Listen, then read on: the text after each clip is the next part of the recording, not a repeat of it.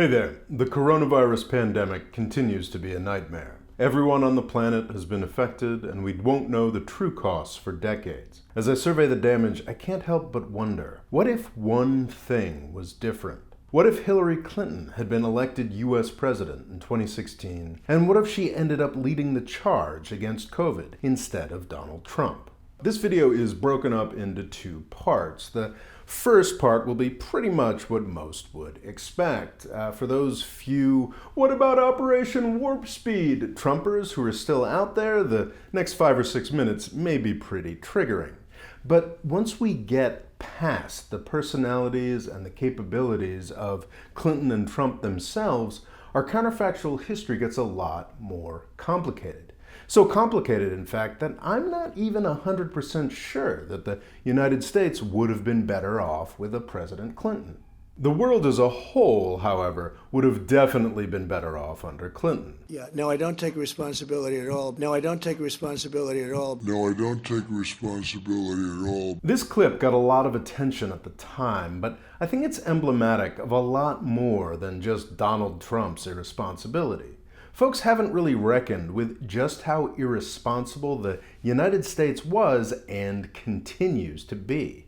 We're getting very busy congratulating ourselves in the United States for our vaccine success. We're beginning to look at the rest of the world with a mix of pity and even a little contempt.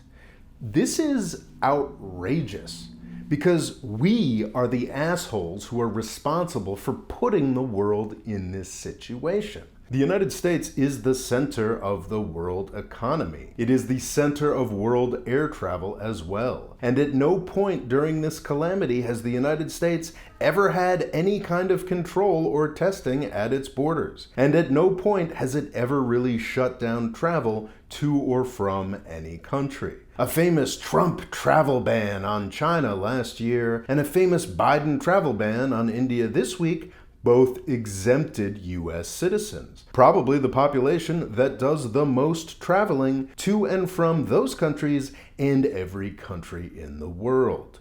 It's a testament to U.S. control of the world's media that we're constantly talking about the South Africa variant or the Brazilian variant, when in truth, they're all pretty much U.S. variants. It's my country that has been the most egregious super spreader of this plague. This was already obvious over a year ago. Within a day of each other in late January, the South Korean and U.S. governments were notified that each of their countries had their first coronavirus cases. 2 months later, South Korea has around 9,000 cases, and New York State alone has well over twice that many. We have that many cases, and it's still almost uniquely hard to even get a test in the United States. Since then, the United States has gone on to experience just under 600,000 deaths due to coronavirus, as compared to under 2,000 in Korea. At this point, the U.S., despite amounting to under 5% of the world population, has accounted for around 20% of the deaths. So we've had one of the worst individual country responses to this disease, and at the same time, we've kept air travel pretty much open the whole time. It's important to mark these stats now, or rather a month ago, because something serious has changed. We are still the richest country in the world, after all, and because spending money doesn't inconvenience us the way that making sacrifices for public health would have, the US has now begun to look like a winner. We paid for some snazzy new vaccines, and now over 40% of us have taken them. By the summer, the United States should be largely back to normal, while the rest of the world, with a few rich exceptions, still struggles with lockdowns and raging disease, the sickness that we did the most to spread. My country is like some syphilitic medieval nobleman who has the money necessary to manage his own disease, but expects to be celebrated for it as he gallivants around the world infecting everybody else. Would this situation have been better under Hillary Clinton? Oh God, yes. A lot of news outlets, even mainstream, supposedly anti-Trump ones, have a disturbing habit of exonerating the last president by pointing out that it wasn't just Trump that failed. They will point to Trump's constant lying and minimization of the crisis, but they will also point to the failures of the FDA, the CDC, and other agencies. After all, it was those guys that screwed testing up so badly, not Donald Trump himself. Some agencies may need to be reformed, but this strikes me as a pretty egregious misrepresentation of what the job of a president is. The president is in charge of all of these agencies. Trump hired most of the people that failed to run those agencies well. And even if the people he hired were all hyper-competent geniuses, they wouldn't have been able to do anything when faced with a president as focused on downplaying the problem, as Trump was for all of 2020. It's natural for the best prepared organizations to fall apart a bit during a crisis. It's a crisis like this, which is arguably the only situation in which a US president is actually useful. She can break through bureaucratic logjams when necessary. She can identify problems, like testing, for example, and throw resources at it until the problem is solved.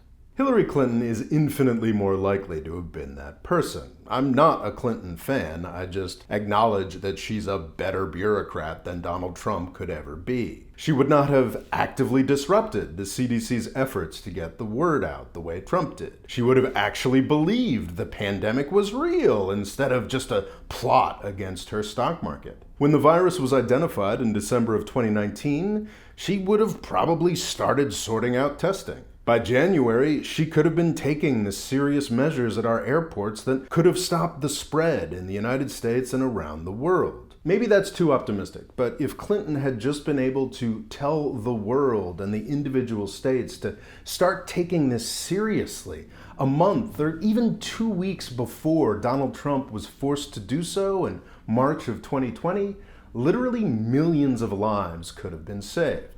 And Hillary Clinton would have never become the mask-fearing, bleach-injecting international joke that Donald Trump became. Much has been made of Operation Warp Speed without really thinking about what it was. It was money for vaccines, of course, but it was also the consolidation and streamlining of government authorities under a single head, Dr. Moncef Slaoui. Slaoui was empowered to break through the bureaucratic logjams. He could identify problems and throw resources at them if necessary. Does that sound at all familiar? You see, what Operation Warp Speed was a replacement U.S. president. And kudos to Jared Kushner or whoever realized in May 2020 that this is what we needed. Because for all intents and purposes in 2020, we did not have a U.S. president who was interested in dealing with this crisis.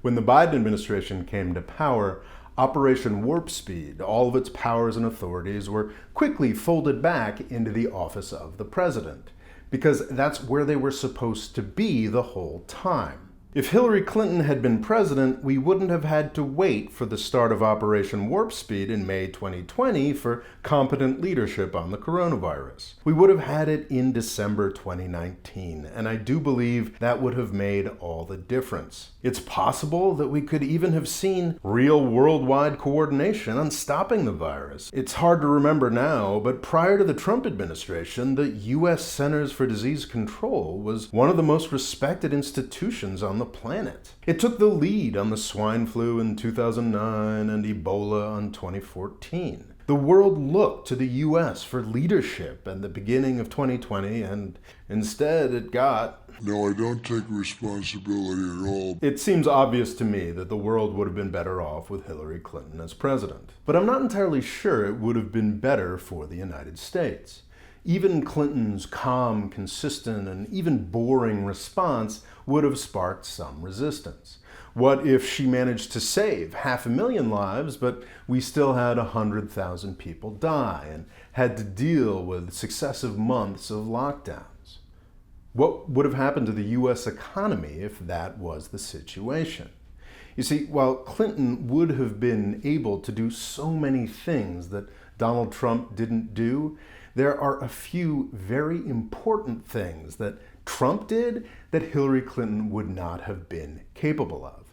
This isn't because Trump was better at anything, but because of the fundamental structure of U.S. politics. If a few tens of thousands of votes had gone differently in 2016, Clinton would have been president, but she would not have had any control of Congress. In 2018, Trump's Republicans famously lost the lower house of that legislative body. But midterm elections almost always go against the party that has the presidency. There is no reason to think that Hillary Clinton would have bucked that trend. 2018 would probably have been another historic Democratic loss, and Hillary Clinton would have had to have dealt with a universally hostile legislature for the coronavirus crisis. Clinton would also probably have had more respect for the Constitution than Trump, attempting to execute fewer executive orders. She wouldn't have been as destructive as Trump, but she probably wouldn't have been able to do much more than his famously do-nothing presidency.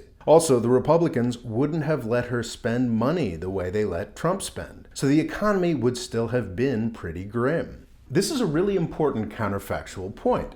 Since the 2008 financial crisis, Republicans had insisted that fiscal discipline was necessary to restore the health of the U.S. economy. Under Donald Trump, they completely threw out this old idea. Donald Trump's completely out of control spending actually kind of worked in bringing about a more broad-based economic recovery than Obama's fiscal discipline had ever managed to create. This made a bunch of economists on the left and the right change their views, mostly because they were so embarrassed. If Trump's insane spending hadn't kickstarted an economic boom, coronavirus stimulus spending might not have ever happened. The trillions of dollars the U.S. government pumped into the world economy to fight coronavirus might have been just a few billion, like literally 1,000 times less money. And no matter what the economists thought, with Hillary Clinton in power, the Republican Congress probably wouldn't let her spend a dime. It's possible that Clinton's competence would work against her. Maybe public pressure would force Congress to release a few tens of billions to finish defeating the virus. But stimulus spending? Oh no, that didn't work during the financial crisis in 2008. Why would it work now? In the real world, we know it worked extraordinarily well. Trump was out to lunch, but a few of his appointees teamed up with congressional Democrats and basically saved the world, at least economically speaking. Jay Powell at the Federal Reserve did a whole bunch of stuff I barely understand, but we all do know he printed enough money to save not just our banking system, but the rest of the world's banking systems as well. Steve Mnuchin, Trump's Treasury Secretary, put together a truly ginormous stimulus in collaboration with Democratic House Majority Leader Nancy Pelosi. If Clinton had been president, everything would have been different and everything would have been worse. Janet Yellen would still have been the Fed chair, and without the Trump example, she might still have been locked in old orthodoxies. The news this week indicates that even with the Trump example, she's already trying to slow the economy down. It's hard to imagine that Yellen would have been as willing to go as nuts as Powell did, and she certainly would have gotten more scrutiny from Congress and the media, tying her hands in practice if not in law. It really doesn't matter which Democrat would have been at the Treasury Department under Clinton, because whoever they would have been, they would have had to negotiate with a Republican. And we have seen over and over again that while Democratic congresspeople are willing to work with a Republican president for the good of the country, Republican congresspeople just aren't willing to work with Democratic presidents like that. That's just the way it is.